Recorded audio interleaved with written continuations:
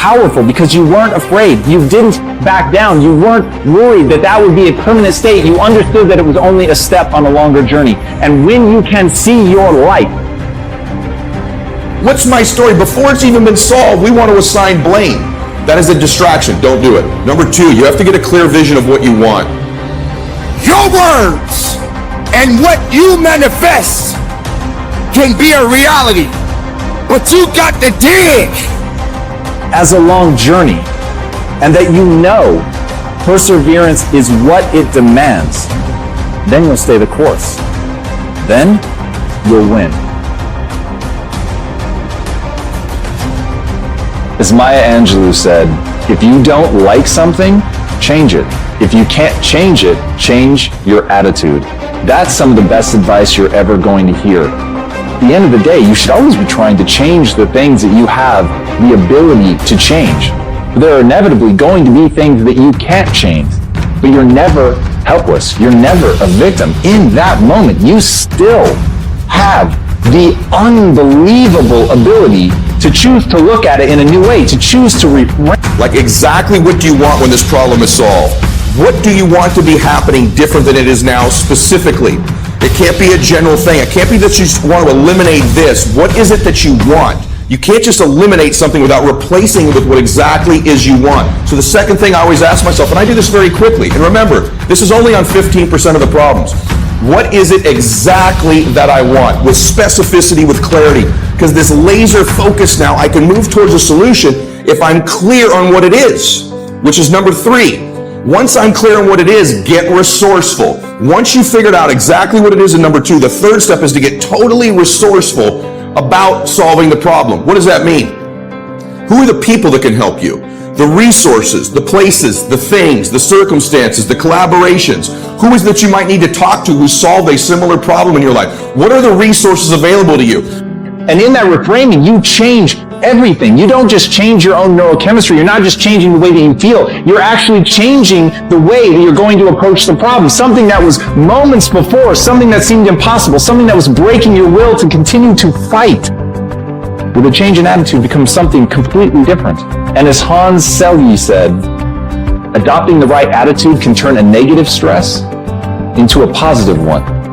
And that game of mental jujitsu is what it's about. That game of flipping something on its head, of turning something around, of seeing it in a new way so that you can act in a new way is how you make forward progress. Understanding that, understanding your need to change your perspective, that's how you begin to get ahead. Once you understand your perspective is a choice, it is not objective truth. Burn that into your mind. It is not objective truth. The world that you see around you is simply the perspective through which you see it. All of life is a funhouse mirror.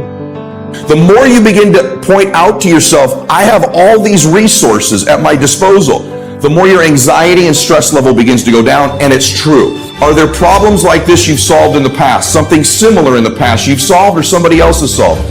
Most people get very unresourceful. They feel like there's no hope, no help. So ask yourself, how do I get resourceful? What are my resources here? And then the last thing, if I could just say this to you that are people of faith, or if you plug into the universe, why don't you embrace the fact and the belief that you're being guided, that there's a blessing happening in your life, or that you can plug into something that's got great answers for you. There's resources everywhere for you. For those of you that are people of faith, or even if you're somebody who you don't have a specific religion, but you plug into the energy of the world, why is it that when a problem arises, we abandon our God, we abandon our faith, we abandon the fact that we're guided, we abandon the higher consciousness that we believe in?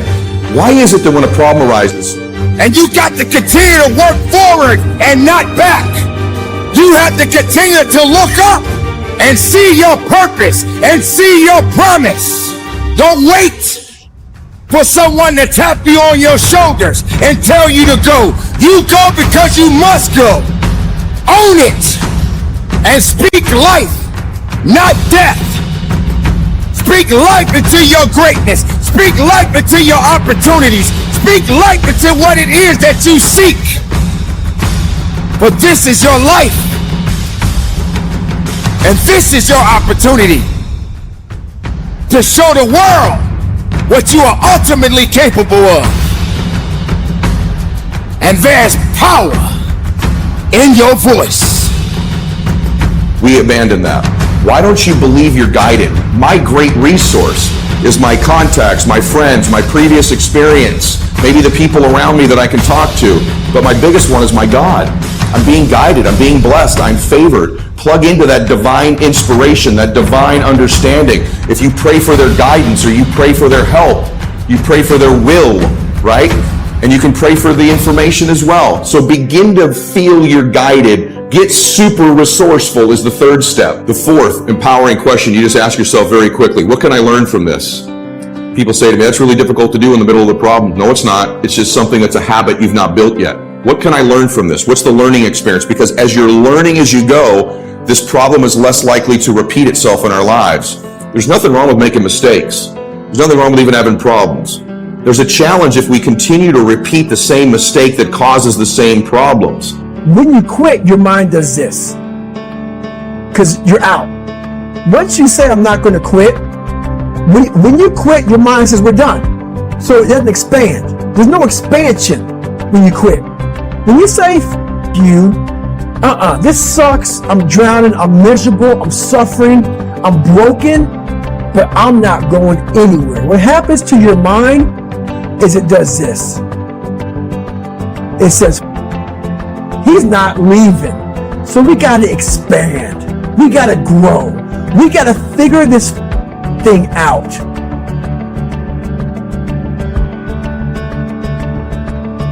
I needed to be ready. I needed to be the things I always talk about. I needed to be stronger and faster and smarter and better. That was a thought that used to drive me and kind of haunt me and make me get up early and work hard to push myself.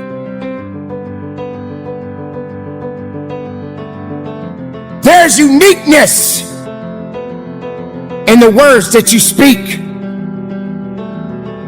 There's greatness in your voice. Do you understand that what you speak of, you must own it?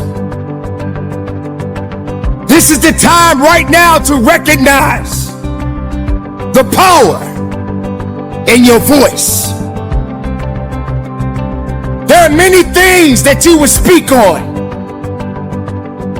And when you use those words,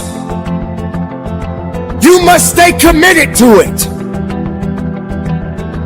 But you also must understand, if you are speaking negatively, then negative things will come out. What do you want in your life?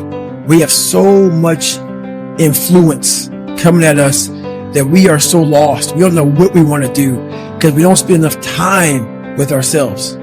You have to learn to shut off a phone, shut off a computer, shut off a TV. And it's okay to sit in a room by yourself in a chair and just think about you, where I want to be, where do I see myself tomorrow, the next year from that.